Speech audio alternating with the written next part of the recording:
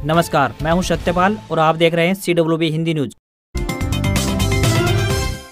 संवत 1947 विक्रम संवत 2082 आज आषाढ़ मास के शुक्ल पक्ष की नवमी तिथि और दिन शुक्रवार है। तदनुसार अंग्रेजी तारीख 4 जुलाई सन 2025 नवमी तिथि आज शाम 4:32 तक रहेगी।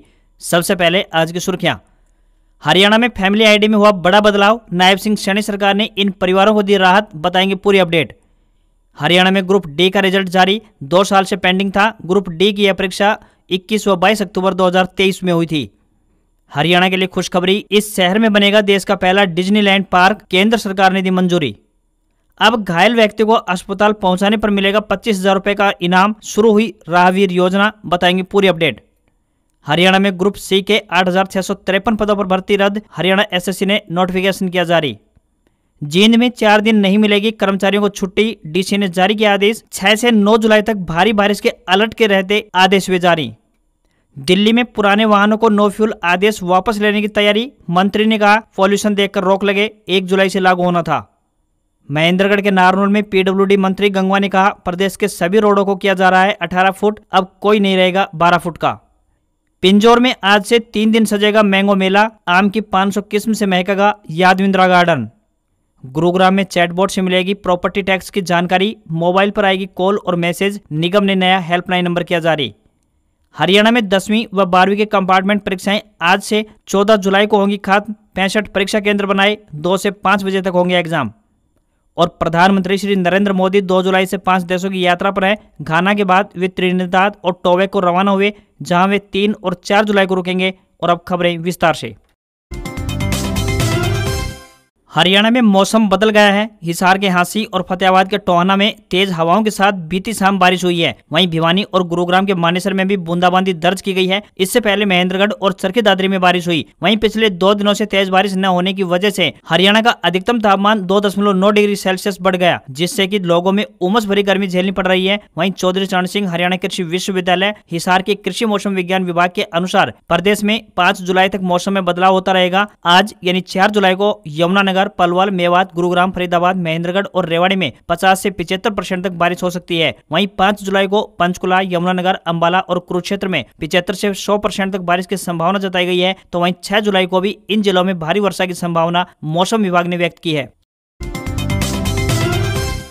वायुसेना स्कूल चंडीगढ़ द्वारा TGT गेम्स के पदों पर भर्ती के लिए आवेदन मांगे गए हैं। जो भी उम्मीदवार इन पदों के लिए इच्छुक हैं, वे अपने आवेदन भेज सकते हैं। इन पदों के लिए उम्मीदवारों को ऑफलाइन माध्यम से आवेदन भेजने होंगे। इन पदों के लिए उम्मीदवार किसी भी सरकारी मान्यता प्राप्त संस्थान से शारीरिक शिक्षा में डिग्री या फिर इसके समकक्ष धारक होने चाहिए। ये भर्तियां निःशुल्क की जाएंगी। न्यूनतम आयु 21 वर्ष और अधिकतम आयु 50 वर्ष है। आवेदन करने की आखिरी तिथि 13 जुलाई है। सैलरी 33,000 रुपए पर मंथ मिलेगी। इन पदों के लिए उम्मीदवारों को ऑफलाइन माध्यम से आवेदन भेजने होंगे। साथ ही उम्मीदवारों से विनम्र निवेदन है कि भर्ती के लिए आवेदन करने से पहले आधिकारिक विज्ञापन अवश्य देख लें। हरियाणा में परिवार पहचान पत्र यानी PPP से जुड़ी एक और राहत भरी खबर सामने आई है। प्रदेश सरकार ने राज्य की विभिन्न श्रेणी के लोगों को परिवार पहचान पत्र में बदलाव करने की सुविधा प्रदान की है। इसके लिए परिवार पहचान पत्र में मर्ज मॉड्यूल जोड़ा गया है, जिसका इस्तेमाल कर एक परिवार पहचान पत्र से दूसरे परिवार पहचान पत्र में अथवा कुछ सदस्यों को विशेष परिस्थितियों में स्थानांतरित किया जा सकता है। CM नायब सिंह सैनी ने जन सुविधा के लिए परिवार पहचान पत्र में नाम जोड़ने के प्रस्ताव को मंजूरी प्रदान कर दी है। मर्ज मॉड्यूल के अंतर्गत 4 प्रकार के विकल्प उपलब्ध करवाए गए हैं। अगर कोई परिवार किसी नाबालिग को गोद लेता है तो उस स्थिति में उसके मूल परिवार से गोद लेने वाले परिवार के परिवार पहचान पत्र में नाम स्थानांतरित किया जा सकेगा। इसके लिए कानूनी रूप से बच्चे को गोद लेने के दस्तावेज लगाने अनिवार्य होंगे और केवल नाबालिग का ही स्थानांतरण किया जा सकेगा। वहीं पूरे परिवार का मर्ज करने की स्वीकृति भी मुख्यमंत्री ने प्रदान कर दी है। इसके तहत एक पूरे परिवार को दूसरे परिवार में सम्मिलित किया जा सकेगा। स्रोत परिवार यानी कि सोर्स PPN के सभी सदस्य एक साथ गंतव्य परिवार यानी डेस्टिनेशन PPN में सम्मिलित हो सकेंगे, जबकि उन्हें आंशिक स्थानांतरण की अनुमति नहीं होगी। किसी भी विधवा को अपने माता पिता के परिवार और ससुराल के परिवार के बीच स्थानांतरित करने की सुविधा भी परिवार पहचान पत्र में प्रदान कर दी गई है। उसके बच्चों को भी स्थानांतरित किया जा सकेगा। सड़क हादसों में घायल व्यक्तियों को समय पर इलाज मुहैया करवाने की दिशा में एक नई सराहनीय पहल की शुरुआत की गई है। सोनीपत के उपायुक्त सुशील सारवान ने बताया कि केंद्र सरकार द्वारा प्रस्तावित राहवीर योजना को हरियाणा में भी लागू कर दिया गया है। इस योजना के अंतर्गत सड़क हादसे में घायल व्यक्ति को गोल्डन आवर यानी कि 1 घंटे के भीतर अस्पताल में पहुंचाने वाले मददगार को इनाम स्वरूप 25,000 रुपए की धनराशि प्रदान की जाएगी। इस योजना का मुख्य उद्देश्य सड़क हादसे में घायल व्यक्ति की समय पर मदद करने के लिए आमजन को प्रोत्साहित करना है। उपायुक्त सुशील सारवान ने बताया कि मोटर व्हीकल अधिनियम 2019 की धारा 134A और भारत सरकार के 29 सितंबर 2020 की अधिसूचना के तहत राहगीर को कानूनी संरक्षण भी मिलेगा। सड़क दुर्घटना में घायल व्यक्ति की सहायता करने वाले को 7 दिन के भीतर 25,000 रुपए के इनाम और प्रशस्ति पत्र प्रदान किया जाएगा। यदि सहायता करने वालों की संख्या 1 से अधिक हुई तो इनाम राशि को समान रूप से वितरित किया जाएगा, साथ ही प्रशस्ति पत्र भी दिए जाएंगे। उन्होंने बताया कि एक व्यक्ति साल में 5 बार इस इनामी राशि को हासिल कर सकता है। राहगीर योजना की समय सीमा 31 मार्च 2026 तक रहेगी।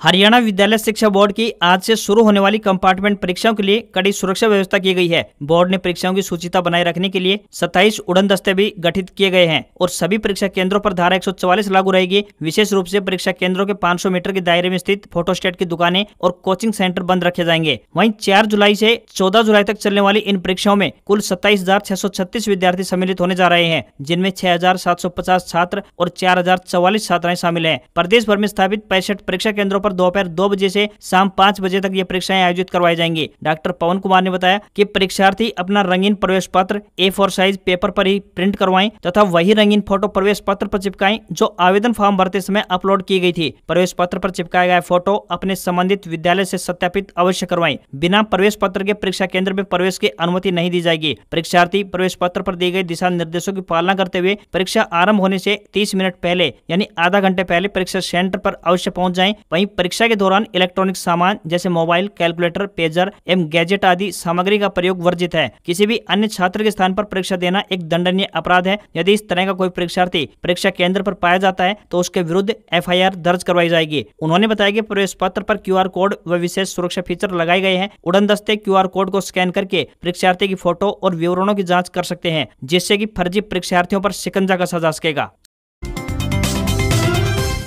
चंडीगढ़ में एक डिनर के बाद उठे सियासी बवाल पर अब केंद्रीय राज्य मंत्री राव इंद्रजीत सिंह ने चुप्पी तोड़ी है। गुरुवार को रेवाड़ी में मीडिया से बातचीत में राव इंद्रजीत ने कहा कि मेरी बेटी आरती राव का घर पहली बार हरियाणा की राजधानी चंडीगढ़ में बना है तो अपने लोगों को बुला लिया। ऐसे ही किसी का नया घर बनता है तो वह भी अपने लोगों को ही बुलाता है। राव ने कहा कि जैसे मैं चलता आया हूँ वैसे ही चलता रहूंगा। बता दें कि अटेली विधायक एवं मंत्री आरती राव के चंडीगढ़ में सरकारी आवास पर दक्षिण हरियाणा से भाजपा के 11 और एक कांग्रेस विधायक डिनर में शामिल हुए थे। बाद में इनमें से 6 विधायकों को CM हाउस पर जाकर सफाई देनी पड़ी। सूत्र बताते हैं कि आरती राव अभी तक CM नायब सिंह सैनी की गुड बुक में शामिल हैं। इस डिनर के बाद छिड़े सियासी बवाल से कहीं हाईकमान में गलत संदेश न जाए, इसलिए राव इंद्रजीत सिंह ने खुद आगे आकर डिनर के औचित्य पर सफाई दी है। इस डिनर के बाद से विपक्ष भी चुटकी लेने लगा था। यही नहीं, भाजपा के केंद्रीय राज्य मंत्री कृष्णपाल गुर्जर, प्रदेश सरकार में मंत्री राव नरवीर सिंह, राज्यसभा सांसद सुभाष बराला समेत कई नेताओं को भी सार्वजनिक तौर पर कहना पड़ा कि पार्टी एकजुट है। नायब सिंह सैनी के नेतृत्व में सरकार चट्टान की तरह मजबूत है। वहीं कैबिनेट मंत्री अनिल विज समेत कई नेताओं ने राव इंद्रजीत सिंह के डिनर को सही बताया। बता दें कि गुरुग्राम से सांसद और केंद्रीय राज्य मंत्री राव इंद्रजीत सिंह की डिनर डिप्लोमेसी ने हरियाणा की राजनीति में हलचल मचा रखी है। 18 जून को चंडीगढ़ में उनकी बेटी आरती राव के आवास पर हुए डिनर में दक्षिणी हरियाणा के 11 भाजपा और एक कांग्रेस विधायक शामिल हुए थे। हरियाणा में पर्यटन को बढ़ावा देने की दिशा में एक नई पहल की शुरुआत हो रही है। बता दें कि केंद्र सरकार ने हरियाणा में देश के पहले डिज्नीलैंड पार्क बनाने को मंजूरी प्रदान कर दी है। दिल्ली दौरे पर मुख्यमंत्री नायब सिंह सैनी ने इसके लिए केंद्रीय मंत्री गजेंद्र सिंह शेखावत से मुलाकात कर आभार प्रकट किया। इस मुलाकात के बाद मुख्यमंत्री नायब सिंह सैनी ने कहा कि डिज्नीलैंड जैसे बड़े प्रोजेक्ट से हरियाणा में पर्यटन को बढ़ावा मिलेगा। उन्होंने बताया कि प्रस्तावित डिज्नीलैंड प्रोजेक्ट के लिए गुरुग्राम को सबसे उपयुक्त जगह माना गया है। यहाँ कई बड़ी कंपनियों के कार्यालय हैं और यह राज्य की अर्थव्यवस्था में सबसे ज्यादा योगदान भी देता है। इस प्रोजेक्ट के लिए पंचगांव चौक के पास मानेसर में भूमि को चिन्हित किया गया है। यह जगह कुंडली मानेसर पलवल यानी KMP एक्सप्रेसवे और हरियाणा ऑर्बिटल रेल कॉरिडोर के पास स्थित है। यह प्रोजेक्ट हरियाणा के आर्थिक विकास में तो महत्वपूर्ण भूमिका अदा करेगा ही, साथ ही पर्यटन को बढ़ावा देने में भी मददगार साबित होगा। इससे देश और प्रदेश के राजस्व में भी बढ़ोतरी होगी। बता दें कि भारत में अभी कोई आधिकारिक डिज्नीलैंड पार्क नहीं है। मुंबई में एक ऐसा पार्क बनाने की योजना पर काम चल रहा है जो भारत का सबसे बड़ा थीम पार्क होने वाला है। यही नहीं, हरियाणा सरकार भी गुरुग्राम में में 500 एकड़ भूमि पर डिज्नीलैंड पार्क बनाने की घोषणा बहुत पहले कर चुकी है और अब केंद्र सरकार ने भी इसे अपनी मंजूरी प्रदान कर दी है। डिज्नीलैंड पार्क एक प्रकार का थीम पार्क होता है जहां पर्यटक सपनों की दुनिया में घूमने का आनंद लेते हैं। यहाँ विभिन्न कार्टून चरित्रों, आकर्षक इमारतों की स्वप्निल दुनिया में होने का एहसास होता है। डिज्नी पार्क में बच्चे और वयस्क समान रूप से आनंद ले सकते हैं। वर्तमान में पूरी दुनिया में केवल 6 डिज्नीलैंड पार्क हैं। हरियाणा परिवहन विभाग द्वारा यात्रियों को बेहतर यातायात सुविधा उपलब्ध करवाने के उद्देश्य से निरंतर नए प्रयास किए जा रहे हैं। इसी कड़ी में यात्रियों को आरामदायक सफर उपलब्ध करवाने के उद्देश्य से रोडवेज विभाग द्वारा हिसार से शिमला और गुरुग्राम रूट पर एसी बस सेवा के संचालन को हरी झंडी दिखा दी है। इन बसों में यात्रियों को आरामदायक सीटें और मोबाइल चार्जिंग पॉइंट जैसी आधुनिक सुविधाओं का लाभ मिलेगा। हिसार रोडवेज डिपो के इंचार्ज श्रवण कुमार ने बताया कि जनता की सहूलियत का ध्यान रखते हुए लंबे रूट्स पर एसी बस सेवा शुरू कर दी गई है। अभी एक बस को शुरू किया गया है। यदि यात्रियों का रिस्पॉन्स अच्छा रहा तो और बसों को भी शिमला रूट पर संचालित किया जाएगा। इसके अलावा गुरुग्राम और दिल्ली रूट पर भी एसी बसें शुरू की गई हैं। हिसार से शिमला की बात करें तो यह बस रोजाना सुबह 9:55 पर रवाना होकर कैथल, अंबाला, चंडीगढ़ होते हुए शाम 7 बजे शिमला पहुंचेगी। वहीं वापसी में अगले दिन सुबह 7:10 पर शिमला से रवाना होगी और शाम 4 बजे हिसार पहुंच जाएगी। इस बस में प्रति व्यक्ति यात्री किराया 758 रुपए लगेगा। वहीं हिसार से गुरुग्राम की बात करें तो यह बस सुबह 6 बजे रवाना होकर दोपहर 12 बजे गुरुग्राम पहुंचेगी। वहीं गुरुग्राम से 10:40 पर रवाना होकर शाम 4:30 बजे हिसार पहुंच जाएगी। इस बस में प्रति व्यक्ति यात्री किराया 299 रुपए तय किया गया है। हिसार से चंडीगढ़ सुबह 7:50 पर हिसार से रवाना होकर दोपहर 12 बजे चंडीगढ़ पहुंचेगी। इस बस में प्रति व्यक्ति यात्री किराया 450 रुपए लगेगा। वहीं हिसार से सिरसा की बात करें तो सुबह 10:40 पर हिसार से चलकर 12:15 बजे के आसपास सिरसा पहुंचेगी। इस बस में प्रति व्यक्ति यात्री किराया 165 रुपए लगेगा। हरियाणा में बुधवार देर रात को ग्रुप डी की भर्ती का रिजल्ट जारी कर दिया गया। रात 10:10 पर हरियाणा कर्मचारी चयन आयोग यानी HSSC के चेयरमैन हिम्मत सिंह ने सोशल मीडिया पर पोस्ट डालकर इसकी जानकारी दी। उन्होंने लिखा, मुझे यह बताते हुए अत्यंत खुशी हो रही है कि ग्रुप डी के 7,596 पदों का परिणाम आज आयोग की ओर से घोषित कर दिया गया है। सभी चयनित अभ्यर्थियों को हार्दिक बधाई एवं शुभकामनाएं। आपकी मेहनत, लगन और आत्मविश्वास ने आपको यह सफलता दिलाई है। अभ्यर्थी हरियाणा SSC की वेबसाइट hssc.gov.in/रिजल्ट पर रिजल्ट देख सकते हैं। बता दें कि आयोग ने साल 2023 में हुई परीक्षा का रिजल्ट जारी किया है। यह रिजल्ट आरक्षण और कुछ कोर्ट कारणों से अटका हुआ था। इसके साथ ही ये अभ्यर्थी भी उस लाइन में लग गए हैं जिसमें पहले से ही खड़े हजारों सिलेक्टेड युवा विभागों में नियुक्ति का इंतजार कर रहे हैं। इनका सिलेक्शन सैनी सरकार के पिछले टर्म में हुआ था। रिजल्ट में इस बार सामान्य वर्ग की कट ऑफ की बात करें तो सबसे ज्यादा 74 रही। EWS यानी आर्थिक रूप से कमजोर वर्ग की और BC-B वर्ग की कट ऑफ 73 रही है। वहीं BC-A वर्ग के लिए कट ऑफ 71.76 रही। OSC यानी अन्य सामाजिक श्रेणी की कट ऑफ 68.27 और DSC यानी वंचित सामाजिक श्रेणी की कट ऑफ 66.83 अंक रही। खास बात यह रही कि भर्ती इतिहास में पहली बार वंचित अनुसूचित जाति यानी DSC वर्ग को भी आरक्षण का लाभ मिला है, जिससे इस समाज के करीब 600 युवाओं का चयन संभव हो सका है। इधर हरियाणा में पहले ही ग्रुप डी में भर्ती हो चुके युवा पोस्टिंग के इंतजार में है। इन युवाओं को भी साल 2023 में ग्रुप डी भर्ती यानी विज्ञापन संख्या 01/2023 में पास किया गया था, लेकिन अब तक इन्हें किसी भी विभाग में नियुक्ति नहीं मिली है। गुरुग्राम नगर निगम अब शहर वासियों को प्रॉपर्टी टैक्स भुगतान से जुड़ी हुई महत्वपूर्ण जानकारी कॉल और मैसेज के माध्यम से सीधे उनके मोबाइल पर भेजेगा। यह नई व्यवस्था चैटबॉट तकनीक के माध्यम से संचालित की जाएगी, जिससे लाखों प्रॉपर्टी मालिकों को टैक्स की बकाया राशि, भुगतान के विकल्प, अंतिम तिथि और सरकार द्वारा दी जाने वाली छूट की पूरी जानकारी सुलभ रूप में मिल सकेगी। नगर निगम गुरुग्राम के अतिरिक्त आयुक्त यश जालुका ने बताया कि यह पूरी प्रक्रिया आधिकारिक रूप से नगर निगम द्वारा शुरू की जा रही है और इसके तहत कॉल और मैसेज एक निर्धारित नंबर 01414 324817 से भेजे जाएंगे। प्रॉपर्टी मालिकों को उनकी प्रॉपर्टी पर बकाया टैक्स की राशि बताई जाएगी। UPI, नेट बैंकिंग, क्रेडिट या डेबिट कार्ड और निगम कार्यालय में स्थित नागरिक सुविधा केंद्र आदि माध्यमों से भुगतान के विकल्प साझा किए जाएंगे। टैक्स भुगतान की अंतिम तिथि की भी जानकारी दी जाएगी ताकि समय रहते भुगतान किया जा सके। वहीं सरकार द्वारा दी जा रही किसी भी टैक्स छूट की जानकारी भी इसमें सम्मिलित होगी। संदेह की स्थिति में चैटबॉट के माध्यम से जानकारी प्राप्त की जा सकेगी। यह संपूर्ण प्रणाली नगर निगम गुरुग्राम की आधिकारिक और स्वीकृत सेवा है, जिसका उद्देश्य टैक्स संग्रह में पारदर्शिता और सुविधा बढ़ाना है। साथ ही नगर निगम ने नागरिकों से अपील की है कि वे आने वाले कॉल और मैसेज पर ध्यान दें और समय पर टैक्स भुगतान करें ताकि किसी भी प्रकार की पेनल्टी से बचा जा सके। साथ ही यदि किसी को मैसेज की सत्यता पर संदेह हो तो वह नगर निगम के नए हेल्पलाइन नंबर 1800 180 1817 यानी 1800 180 181 से उनसे संपर्क कर पुष्टि कर सकते हैं। हरियाणा के पूर्व सिंचाई मंत्री डॉक्टर अभय सिंह यादव ने केंद्रीय मंत्री मनोहर लाल खट्टर से उनके दिल्ली आवास पर मुलाकात की। डॉक्टर अभय सिंह यादव ने इस मुलाकात के विषय में बताया कि यह एक शिष्टाचार मुलाकात थी, जिसमें महेंद्रगढ़ जिले की विभिन्न विकास परियोजनाओं की वर्तमान प्रगति के बारे में अवगत करवाया। उन्होंने बताया कि मनोहर लाल खट्टर ने अपने मुख्यमंत्री काल में महेंद्रगढ़ जिले को अनेक परियोजनाएं दी गई है, जिनमें मेडिकल कॉलेज, लॉजिस्टिक हब, भूजल रिचार्ज की बड़ी बड़ी परियोजनाएं एवं सड़कों का विस्तृत ढांचा प्रमुख रूप से उल्लेखनीय है। पूर्व मंत्री ने इन सभी प्रोजेक्ट्स की वर्तमान स्थिति की जानकारी दी तथा इन परियोजनाओं को प्रभावशाली ढंग से लागू करने के लिए अपने सहयोग का आश्वासन भी दिया। डॉक्टर यादव ने कहा कि माननीय मनोहर लाल खट्टर के मुख्यमंत्री रहते हुए महेंद्रगढ़ जिले के विकास का विशेष ध्यान रखा गया और पिछले 10 साल में इस जिले को अत्यंत दयनीय सूखाग्रस्त स्थिति से निकालकर समृद्ध और विकसित किसानी की स्थिति में लेकर आए हैं। आज दोहान और कृष्णावती नदी के सूखे क्षेत्रों में पानी डाला जा रहा है तथा ग्रामीण क्षेत्र के सभी जोहड़ और तालाबों को भरकर समस्त जिले में भूजल स्तर को विकसित करने में मनोहर लाल खट्टर की मुख्य भूमिका रही है। इसी तरह बशीरपुर, घाटाशेर एवं तलोट में बन रहे लॉजिस्टिक हब भी माननीय मनोहर लाल खट्टर जी की ही देन रही है, जो आने वाले समय में इस समस्त क्षेत्र का कायाकल्प करने जा रही है। इसी तरह कोरियावास में बनकर तैयार हुआ मेडिकल कॉलेज भी उन्हीं के आशीर्वाद से संभव हो पाया है। डॉक्टर यादव ने उम्मीद जताई कि यह कॉलेज जब पूर्ण रूप से काम करना प्रारंभ कर देगा तो इस जिले के लोगों को इलाज के लिए दिल्ली, जयपुर या फिर अन्य स्थानों पर नहीं जाना पड़ेगा।